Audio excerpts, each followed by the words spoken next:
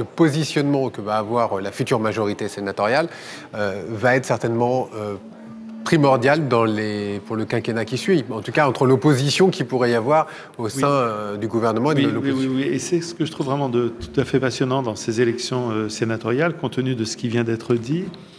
Il y a des enjeux qui sont des enjeux secrets ou des enjeux qui sont un peu sous-jacents à ces élections sénatoriales. Et l'un des enjeux politiques sous-jacents de ces élections sénatoriales, c'est évidemment la question des Républicains, de la présidence des Républicains, de la direction que veut incarner ce parti.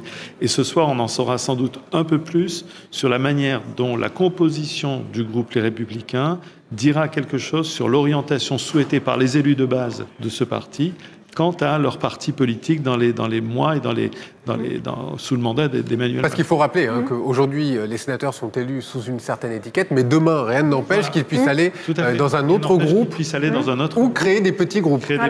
Et ça va nous dire un certain nombre de choses sur l'état de la droite aujourd'hui, de ses tensions, de ses éventuelles divisions, et puis de son projet, la grande direction. Est-ce que c'est finalement de devenir une opposition constructive à Emmanuel Macron ou une force d'opposition frontale avec l'espoir de récupérer le palais de l'Élysée en 2022 ou au contraire... le fameux laboratoire, comme avait appelé Gérard Larcher il y a déjà 3 ans, mais on a vu la suite.